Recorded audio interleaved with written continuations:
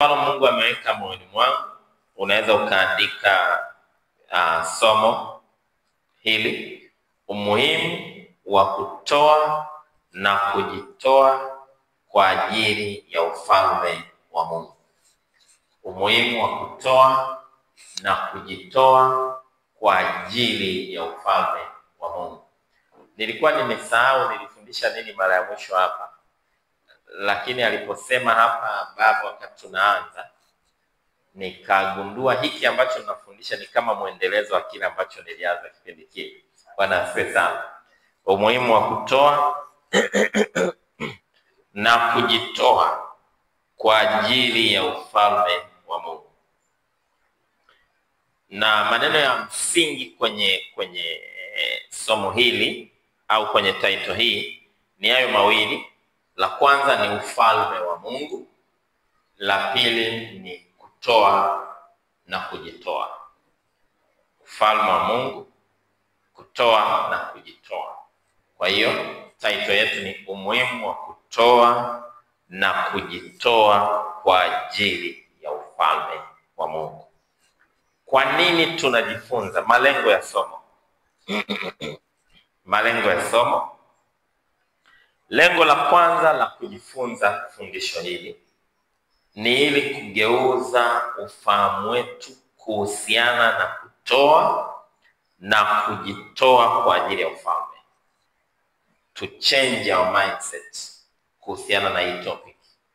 Kugeuza ufahamu wetu kuhusu kutoa na kujitoa kwa ajili ya ufalme. Kugeuza namna tunavyofikiria kuhusiana na kutoa. Kugeuza namna tunavyofikiria kuhusiana na kujitoa. Kugeuza namna tunavyofikiria kuhusiana na ufalme wa Mungu. Najua watu wengi tukisema kutoa, kuna namna anafikiri. Tukisema kujitoa, hasa tukiongelea kutoa, watu wengi, kila mtu nikisema neno kutoa, kumtolea Mungu, kila mtu kuna namna ambavyo anafikiria kuhusiana na utoaji. Kwa wengine wameanza watumishi, wachungaji wameanza mambo yao. Kila mtu kuna namna anavyofikiria ukisema kutoa. Sasa hiyo namna inavyofikiriwa ikiwa kinyume na maandiko, hilo ni tatizo. Kwa lengo la somo ni kugeuza fikra zetu, namna tunavyofikiria kuhusiana kutoa na kujitoa kwa ajili ya ufalme wa Mungu. Amen.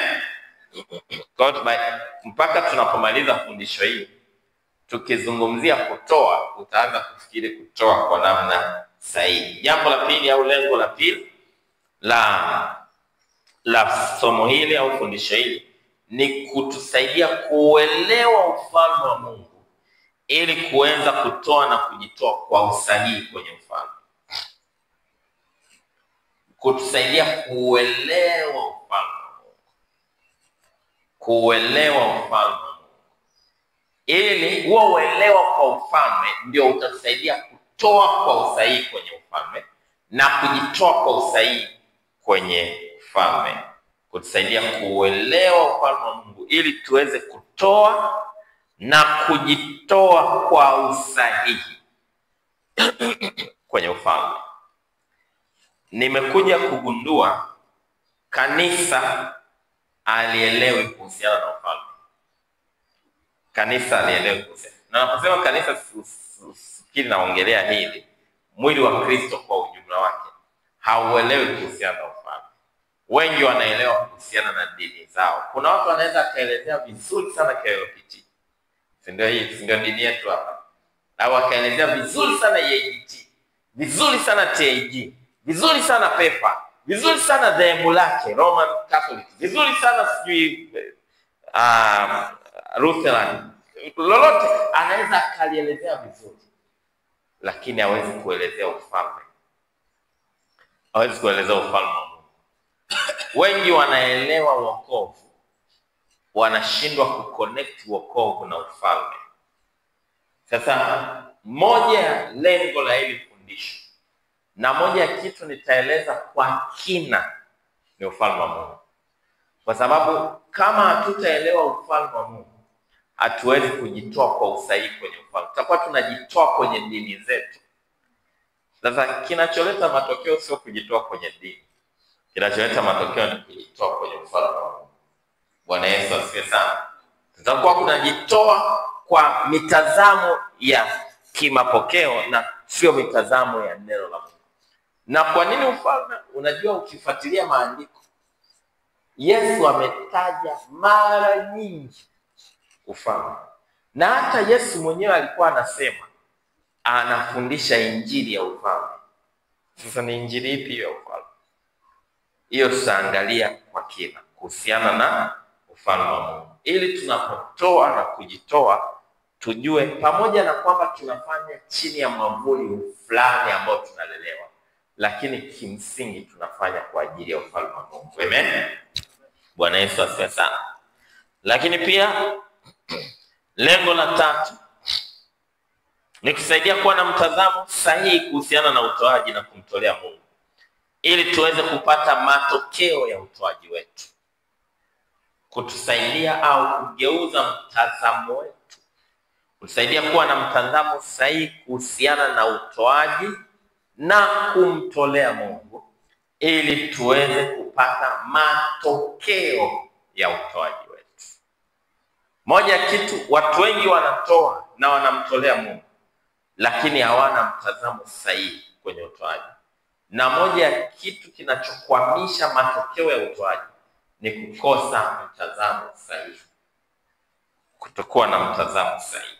Kwa ninaamini kwa yule ambaye atafuatilia kwa umakini, tunapomaliza fundisho hili atakuwa na mtazamo sahihi katika kumtolea Mungu na kujitoa kwa ufalme, na itamsaidia kuwa na matokeo ya utoaji wake.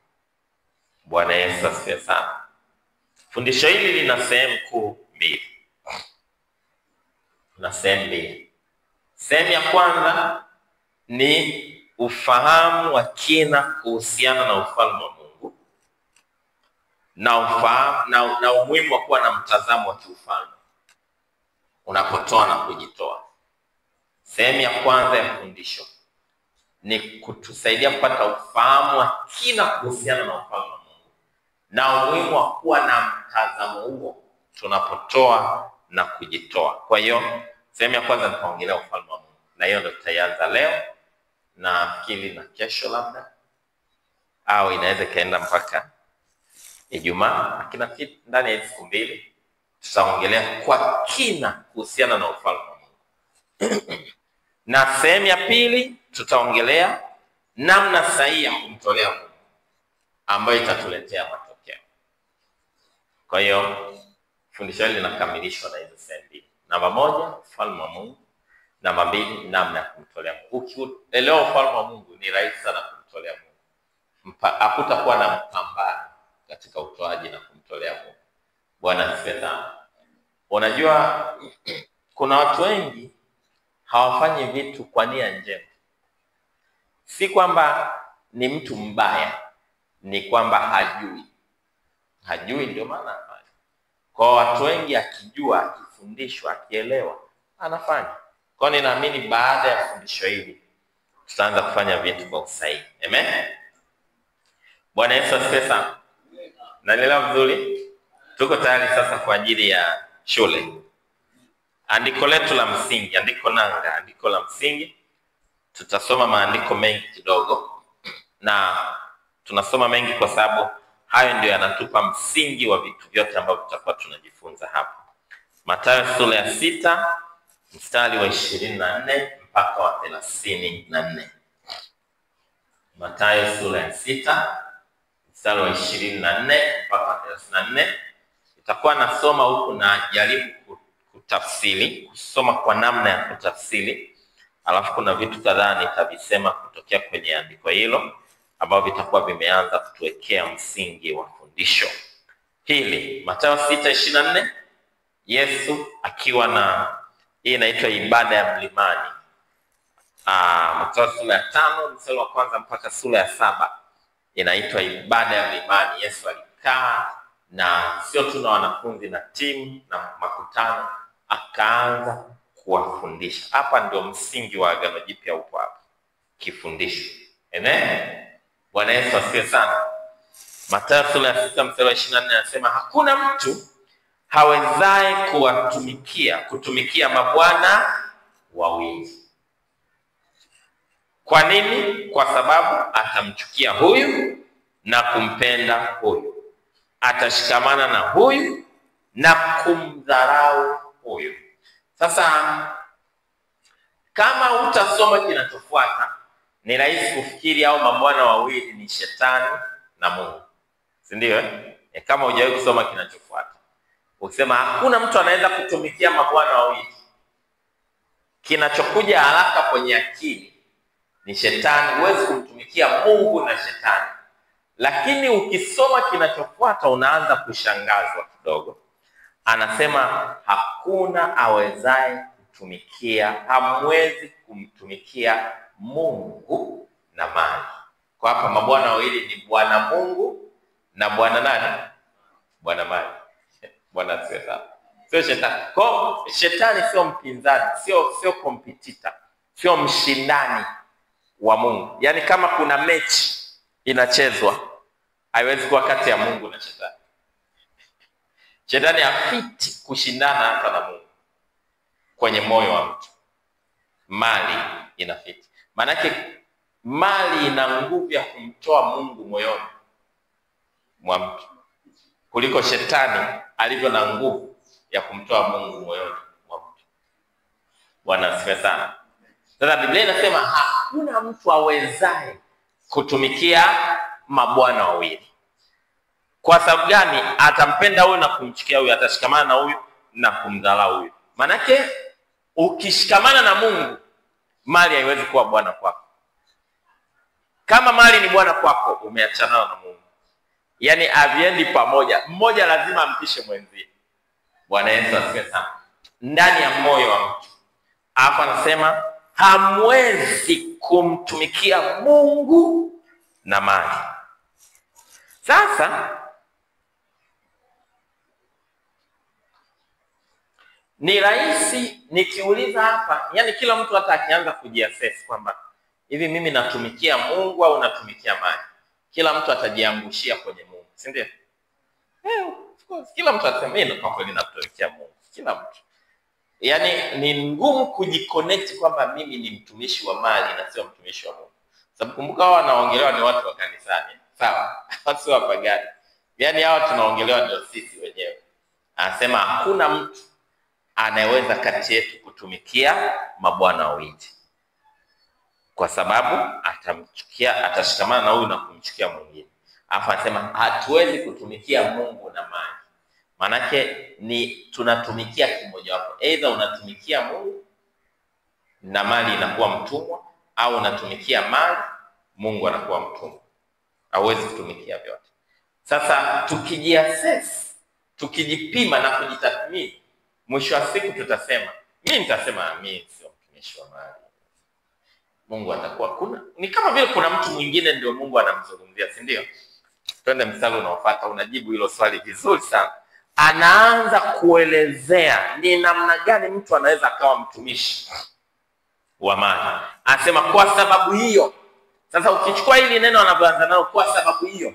Sababu ipi? Sababu ipi? Sababu ya kile kilichosemwa juu. Kwa sababu hiyo. Sababu ipi? Kwa sababu hakuna mtu awezaye kutumikia mabwana wawili. Kwa sababu hiyo ya kile kilichosema kwenye mstari wa 24, nawaambia sasa. Kwa sababu hiyo nawaambia, msisumbukie maisha yenu. Sasa ni kama huu mstari usiposoma vizuri unaona ni kama uconnect, lakini una connect. Anatoka kwenye ile mtazamo mpana ambao ni kama hatuwezi kujiingiza humo ndani. Anakuja kwenye mtazamo wa kimaisha yetu ambao wote tumo humo ndani. Mimi na wewe. Anasema kwa sababu hiyo, kwa sababu hamwezi kuwatumikia mabwana wawili, na waambieni msisumbukie maisha yenu. Unasumbukiaje maisha? Kwa kuwaza. Nasoma kwa namna ya utafsiri. Mle nini? Mnywe nini? Wala miili yenu mvae nini? Maisha je, si zaidi ya chakula na mwili si zaidi ya mavazi? Tukiconnect haya maandiko mawili, nani hajawahi kuwaza tutakula nini? Tutakunywa nini? Nani hajawahi kujisumbua? Maana yake ukichukua maandiko mawili unaanza kugundua ni maeneo yake tunaanza kutumikia mali na tunaacha Mungu kupitia hiyo. Kwa sababu hiyo, kwa sababu ipi? Hakuna mtu aweze kutumikia Mungu usijisumbue. Maana yake ukijisumbua unajiingiza kwenye utumishi mwingine. Naeleweka vizuri watu wa Mungu? Tuendelee na nitaeleza vizuri tu hapa. Anasema msijisumbue. Haya ni mambo ambayo kila siku tunayawaza, takula nini? Ukiangalia vizuri, hii ndio kitu kinawadrive watu kwenye shughuli, kwenye kazi, kwenye nini. Bwana Yesu asifiwe sana. Mstari unaopata anatoa mfano, anasema waangalieni ndege wa angani. Hawapandi, hawavuni, wala hawakusanyi ghalani, na Baba yenu huwalisha hao. Ninyi je, si bora kupita hao? Kwa hiyo anatoa suluhisho la kutotumikia mabwana wawili, ambao kimsingi ni suluhisho la kutojisumbua kupitia viumbe wanaoitwa ndege wa angani. Na anasema Baba yenu wa mbinguni anawalisha hao ndege. Yaani baba yetu sisi analisha nani? Ndege. Sio baba wa ndege, baba yetu sisi analisha ndege. Kwa hiyo kama baba yako analisha ndege, kwa nini unajisumbua? Kwa nini ashindwe kulisha wewe? Unaona namna ambavyo kujisumbua ni changamoto kubwa. Tuendelee, kuna vitu nitavisema huku mbele. Anasema ni yupi kwenu akijisumbua aweza kujiongezea kimo chake hata mkono mmoja? Na mavazi ya nini kuyasumbukia? Fikirini maua ya shambani, mashamba jinsi yameavyo, hayafanyi kazi wala yasokoti. Nami nawaambia kwamba hata Suleiman katika fahari yake hakuvikwa vizuri kama mojawapo ya hayo. Basi mstari wa 30, ikiwa Mungu yavika majani ya kondeni yaliyoko leo na kesho utupwa karibuni, hata zidi sana kuwavika ninyi, enyi wa imani haba. Unaona kitu kingine anakiconnect na utumishi wa mabwana wawili au utumishi wa mali, imani. Amen. Mstari wa 31 anaunganisha kile alichoanza kukisema juu na jumla ya hiki ambacho ninakifundisha. Msisumbuke basi mkisema tule nini au tunywe nini au tuvae nini. Kwa nini msisumbuke? Mstari wa 32, kwa maana hayo yote mataifa huyasumbukia, watu wa duniani huyasumbukia. Kwa nini msisumbuke? Namba 2, kwa sababu Baba yenu wa mbinguni, Baba yenu wa mbinguni, anasema mbinguni anaongelea ufalme. Sawa? Kabla ya eneo mbinguni anaongelea ufalme. Baba yenu wa ule ufalme mwingine, wa ufalme wenu, anajua mahitaji yayo yote. Alafu mstari wa 33 anatoa suluhisho. Tufanye nini badala ya kusumbuka? Tufanye nini badala ya kusumbuka? Tufanye nini ili tusitumikie mali? Utafuteni kwanza ufalme wa Mungu na mengine yote mtazidishiwa. Amen. Bwana asifiwe sana. Kutokea kwenye hayo maandiko, kuna mambo kadhaa nataka tuyataje ambao tunaweza kuyaona kwenye hayo maandiko. Jambo la kwanza, maandiko hayo yametaja mahitaji muhimu ya mwanadamu ambayo ndio sababu ya masumbufu mengi ya maisha. Maandiko hayo yametaja mahitaji muhimu ya kila mwanadamu ambayo ndio sababu ya masumbufu mengi ya maisha. Watu wengi wanasumbuka na maisha kwa sababu gani? Kwa sababu ya chakula, kwa sababu ya mavazi, kwa sababu ya malazi, kwa sababu ya kinywaji, vitu vya haya ndio mambo yanasumbua watu. Kwa unagundua maandiko yametaja mahitaji muhimu ya kila mwanadamu, hata kwenye mahitaji basic needs, chakula, malazi, mavazi, ndio mahitaji muhimu ya mwanadamu. Kwa hiyo maandiko hayo yametaja mahitaji muhimu ambayo hayo mahitaji ndio sababu ya masumbufu.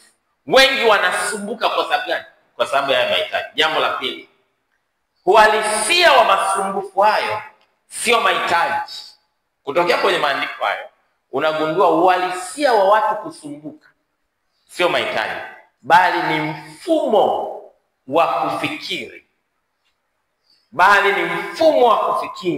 Usio sahihi kuhusiana na mahitaji. Nitaeleza, mtanielewa.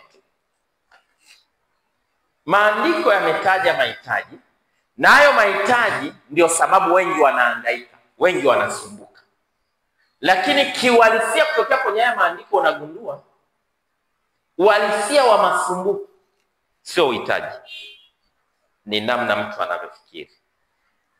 Ukiwa una uhitaji wa chakula, ile hali ya kusumbuka moyoni haisababishwi na uhitaji wa chakula, inasababishwa na namna unavyolifikiria hilo hitaji la chakula, sio hitaji la chakula. Ndio maana kuna wawili wanahitaji chakula, mmoja anasumbuka amechanganyikiwa, mwingine amerelax.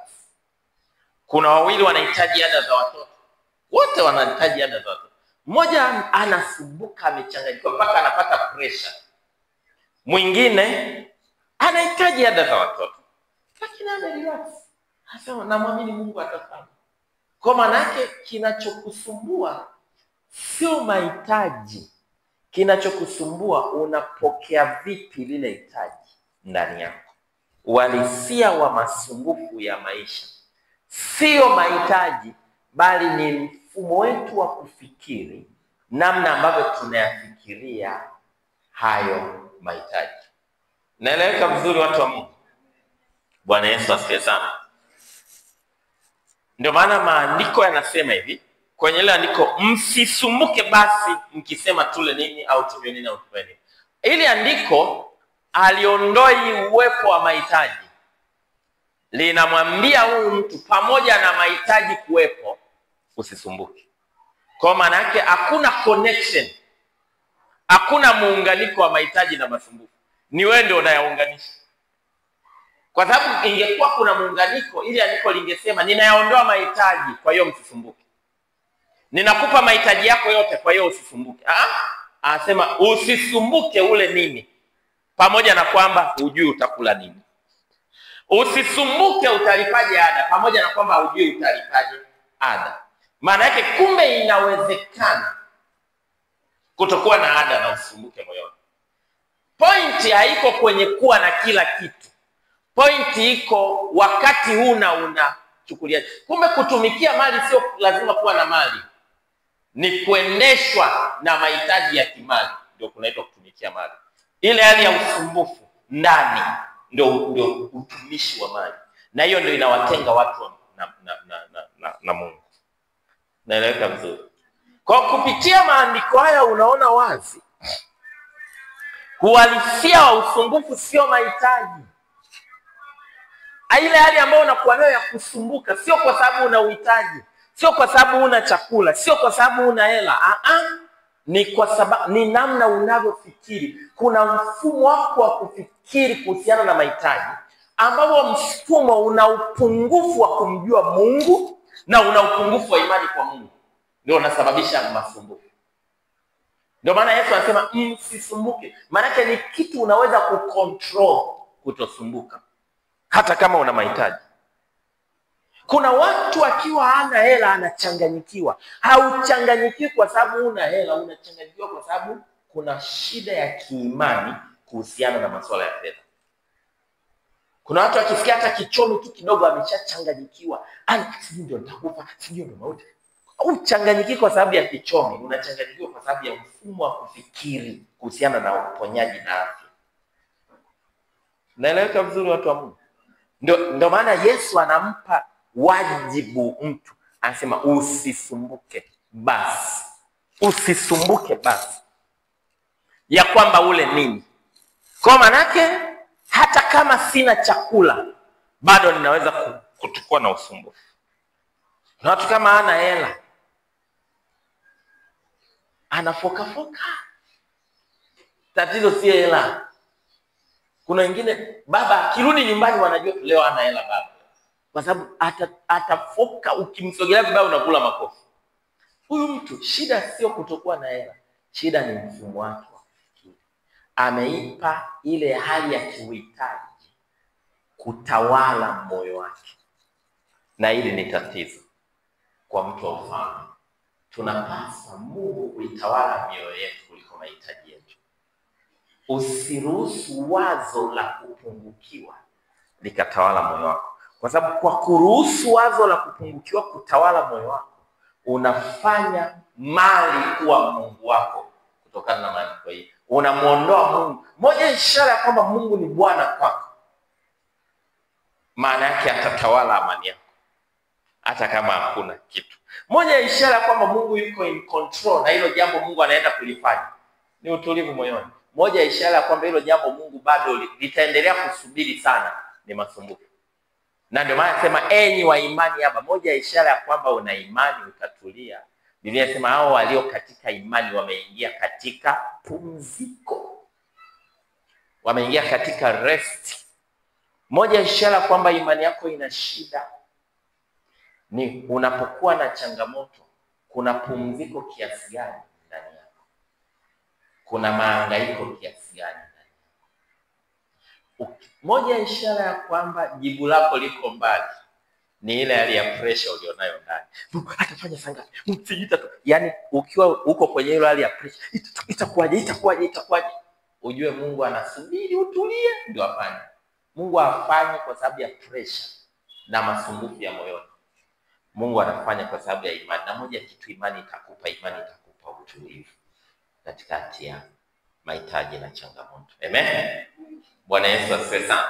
Kwa kwenye andiko hili unagundua uhalisia uko kwenye mfumo wa kufikiri. Sasa nataka nielezee ninaposema mfumo wa kufikiri ninamaanisha nini. Ndio maana ukisoma ile andiko kwenye ule mstari wa 31 anasema msisumbuke basi mkisema.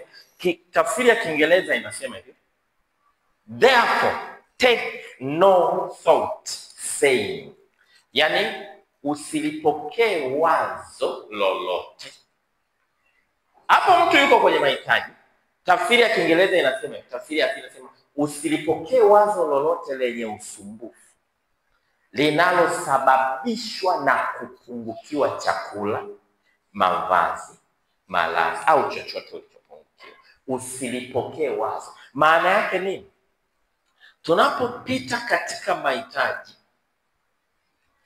ndani ya mahitaji huwa kuna wazo la shetani anataka aliingize ndani. Kwa hiyo kitakachomfanya mtu awe katika masumbufu sana mahitaji sio mahitaji, ila ni kulipokea wazo la kwamba, ngoja nitoe mfano. Kwa mfano, umekosa chakula kwa mfano. Unaweza ukapokea wazo linalokuambia, yani hadi unakosa hela ya kula. Wewe Mungu alishakuacha. Wazo linakuja sema wewe Mungu alishakuacha. Kwa hiyo unapokea wazo Mungu ameniacha. Unajua ukilipokea hilo wazo nini kitatokea? Utachanganyikiwa. Sema kweli ningekuwa na Mungu mimi ningekosa hela ya kula mimi. Ningekosa hela ya kulipia ada watoto. Kweli itakuwa sina Mungu.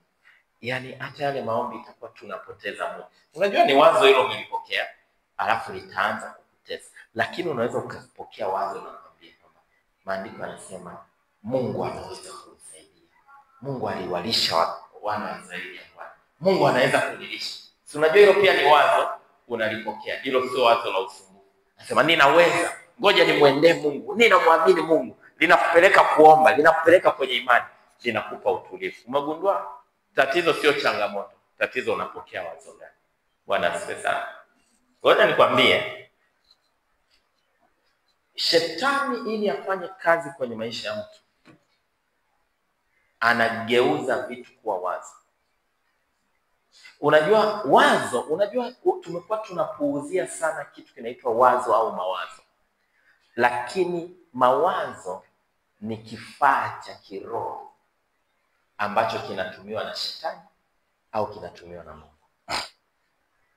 Ili neno la Mungu lifanye kazi kwenye maisha yako, lazima liingie kama ujumbe wa wazo ndani, alafu ufanyie kazi ule ujumbe wa wazo kutokea kwenye neno la Mungu ili liwe na matokeo. Kwa mfano, neno la Mungu kwenye Wafalme wa kwanza sura ya 6 nafikiri mstari wa kwanza wa pili, nafikiri Wafalme wa pili, habari za Elisha. Elisha anasema kesho majira kama haya kutakuwa na chakula tele. Tunafahamu hilo andiko, mstari wa kwanza. Kesho majira kama haya kutakuwa na chakula tele. Tena anaanza kusema lisikieni neno la Bwana. Kwa maana yake neno la Bwana linatoka katikati ya uhitaji wa nchi nzima, na anasema kesho kutakuwa na chakula tele. Alafu unaona mstari wa pili, neno hili lifanye kazi, linageuka kuwa wazo kwa wakoma. Auoni neno kwa wakoma, unaona wazo kwa wakoma. Wakoma wamekaa wanaanza kuwaza.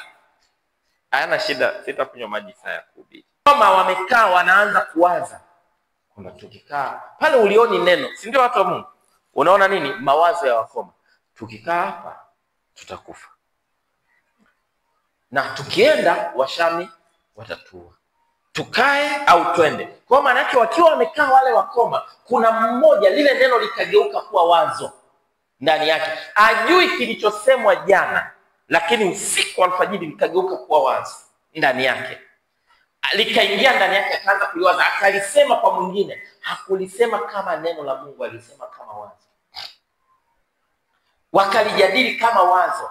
Mwisho wa siku, kwa sababu lilikuwa ni wazo la Mungu, wakasema twende, wakituua sawa, wakituhifadhi hai sawa. Wakaanza kwenda, wakaenda, wote tunajua kilichotokea.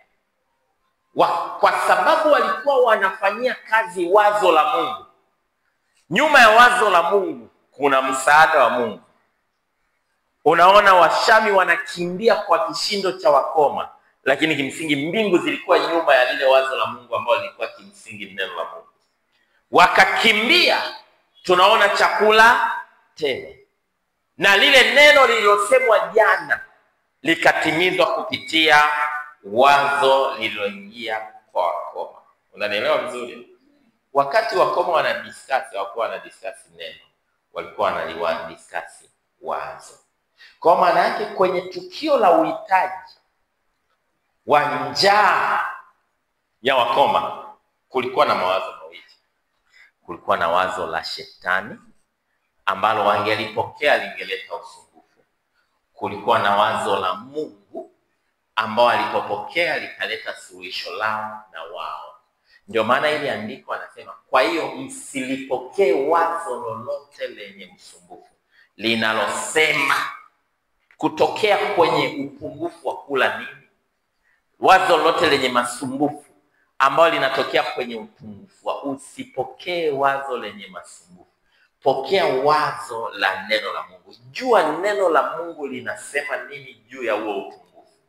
Alafu chukua mawazo, waza kutokea kwenye neno la Mungu. Naelewa watu wa Mungu? Usiwaze kutokea kwenye mahitaji, kwa sababu itakufanya kuwa bwana mali kuwa bwana wako. Waza kutokea kwenye neno la Mungu, itamfanya kuwa Mungu kuwa bwana wako, na Mungu akiwa bwana wako, uhitaji utashughulikiwa. Amen. Mfano mwingine mzuri wa namna ambavyo wazo ndio linasababisha masumbufu. Nitoe mfano. Okay. Kwa mfano, nikijipiga hivi. Sawa? Nikajipiga. Nimeumia. Yaani nilijipiga hivi nimeumia. Lakini hakuna namna nitajipiga hivi alafu itadhalisha uchungu, kujichukia. Inawezekana. Sasa jaribu kuashumu kaka hapo akaja akanipiga hivi, au tena hata pungufu ya hivi, akasimama tu hapo hivi. Sasa kitendo cha yeye kunipiga sio kitakachosababisha nitakavyo react. Mimi nilivyo ndani ndio itaamua. Nimechukua wazo gani kutokea kwenye kila nilichofanya, ndio itaamua.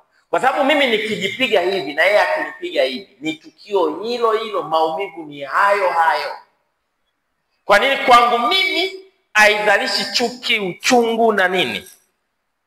Kwake itazalisha. Ninaweza nikazalisha hivi.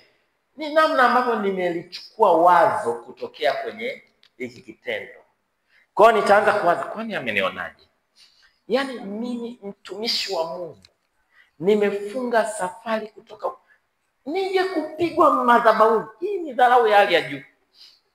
Unagundua issue sio kipigo, issue ni nini?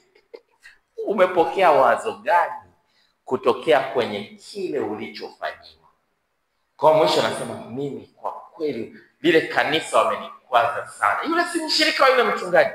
Yaani yule mchungaji kweli ndio anavyolea watumishi washirika wake hivi. Mimi kwa kweli siji, naondoka. So unaweza ukaona matokeo ya kupokea wazo vibaya. Lakini nikasema huyu dogo atakuwa tu amepata shida ya kitu, tuachane naye. Unajua itakuwa ndio imeishia hapo na hamna kitu kitakacho. Mnanielewa? Wanandoa mpo? Wanandoa mpo? Vitu ambavyo vinaharibu ndoa sio vikubwa. Na ukianalyze vizuri, kinachoharibu ndoa sio kitu anachofanywa mtu na mwanandoa mwenzie. Kinachoharibu ndoa ni anapokea wazo gani akifanywa na mwanandoa. Anapokea wazo gani? Sasa sisemi kupiga ni nzuri, sawa, lakini inaweza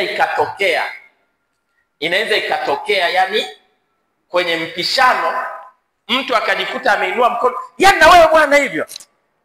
Basi unajua hata hujaumia rafiki yangu. Yaani kwenye mpishano na wewe nayo usinisumbue hapo. Sasa hiki kitendo hiki kinachoanza amenionaje? Yaani kwani mimi sina kwetu? Yaani atakuwa na mwanamke mwingine. Haiwezekani. Unaona, baadaye unatulia, baadaye unaenda unakaa mwenyewe pembeni. Yanaanza kuingia, yanaingia.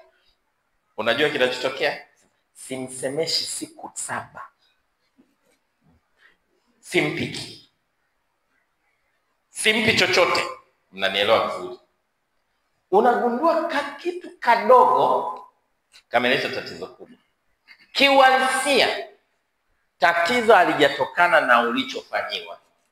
Tatizo limetokana ni wazo gani umeruhusu.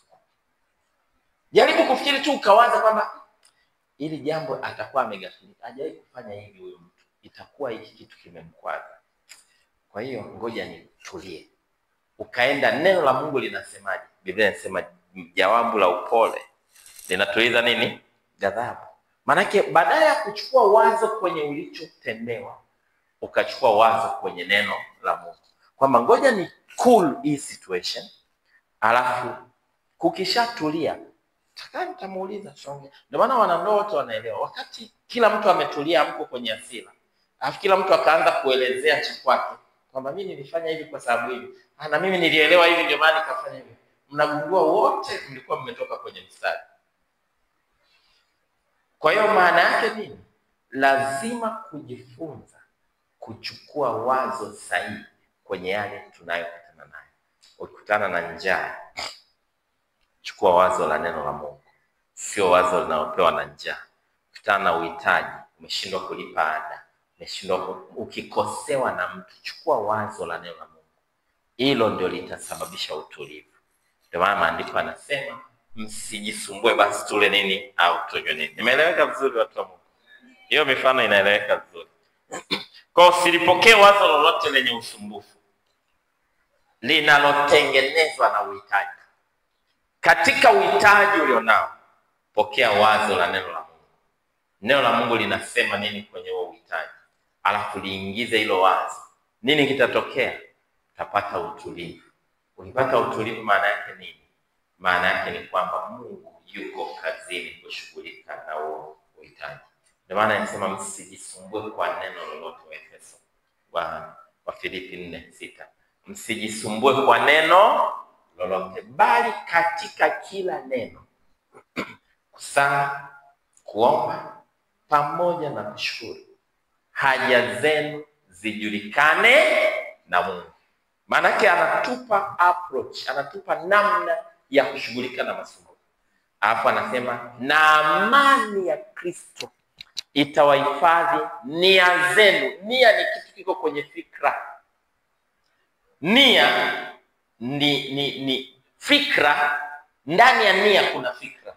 Maanake na amani ya Kristo itahifadhi fikra zako, itahifadhi mawazo yako. Utakuwa na utulivu wa kimawazo. Na mioyo yenu, moyo ndio unaokusaidia kuhusiana na Mungu. Maanake na uhusiano wako na Mungu utaendelea kuwa salama japo uko kwenye masumbuko.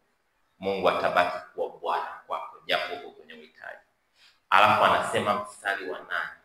Anasema, anaanza kuzungumza, anasema ukiwapo wema wowote, ikiwapo sifa njema yoyote, ikiwapo sijui hiki chochote, yafikirini hayo. Maana yake fikra zako ziwe focus kwa usahihi. Usifikiri kinyume na hayo yanayoonekana hapo kwenye maandiko. Fikiri sasa na maandiko.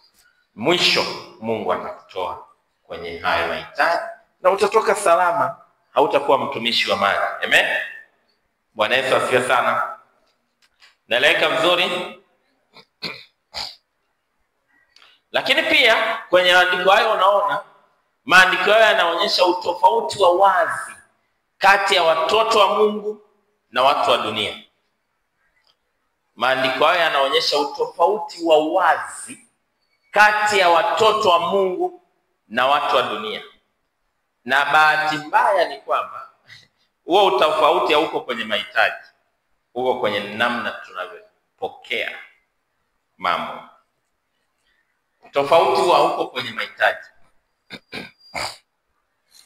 Biblia inasema hivi, kwenye lile andiko anasema hivi,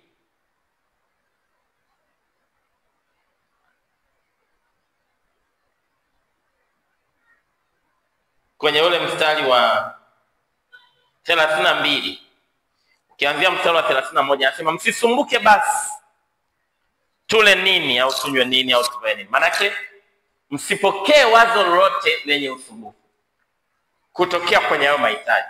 Alafu mstari wa 32 anatoa sababu kwa nini usisumbuke.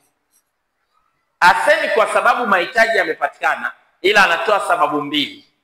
Sababu ya kwanza kwa nini usisumbuke, kwa sababu mataifa pia wanasumbuka. Maana sababu ya kwanza, jitofautishe kwamba wewe na Mungu, jitofautishe na asiye na Mungu. Kwa mahitaji unayo wewe na asiye na Mungu anayo mahitaji. Jitofautishe kwamba ni kweli mimi na mahitaji, lakini mimi na Mungu. Huwezi kuwa una Mungu afu unachanganyikiwa kama wasio na Mungu. Unachanganyikiwa na ugonjwa kama wasio na Mungu. Sasa Mungu anakusaidia nini? Maana sababu ya kwanza kwa nini usisumbuke, kwa sababu mataifa pia ndio yanayowasumbua hayo. Na sababu ya pili kwa nini usisumbuke, kwa sababu baba yenu wa mbinguni anayajua hayo. Kwa sababu unaye baba wa mbinguni anayeyajua hayo. Kwa unagundua utofauti huu. Unagundua kwamba maandiko haya yanaonyesha utofauti wa wazi kati ya watoto wa Mungu na wasio wa Mungu. Mtu wa ufalme ni tofauti na mtu asiye wa ufalme. Watu wa Mungu hatufanani. Sisi ni wa ufalme wa Mungu. Sisi ni tofauti. Jitofautishe kuanzia namna unavyopokea mambo, unavyotazama mambo, unavyofanya maamuzi kwenye mahitaji mbalimbali. Lazima uwe tofauti. Wewe wa ufalme, usisumbuke kama wengine. Na huu tofauti utaanzia kwenye mfumo wetu wa kufikiri kuhusu maisha. Geuza namna unavyofikiri kuhusu maisha. Geuza namna unavyofikiri kuhusu maisha. Kama wana wa ufalme tunapaswa kuyatazama maisha kwa namna tofauti. Moja ya kitu kinatukwamisha watu wa Mungu, unajua kanuni za kiroho huwa ni za kawaida, sio ngumu. Masuluhisho hivi, unajua Yesu alikuwa anaongea vitu rahisi sana. Rahisi kiasi ambacho unajua kuna kitu kinaweza kukawa ni rahisi kiasi ambacho mtu ameshakupa jibu alafu unaendelea kutafuta